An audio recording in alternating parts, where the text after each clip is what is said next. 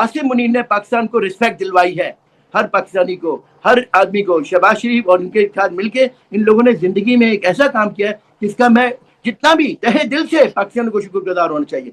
सबसे बड़ी बात यह कि मुस्लिम उम्मा के लिए हम लोग 24 घंटे रोते नहीं रहते, 24 घंटे नहीं कहते कि अल्लाह जंग ना हो, अल्लाह बच। इन्होंने इतनी बड़ी जंग होनी थी, इतनी बड़ी तबाही आनी थी अगर हर्ज आइलैंड में और ये इंफ्रास्ट्रक्चर तबाह हो जाता।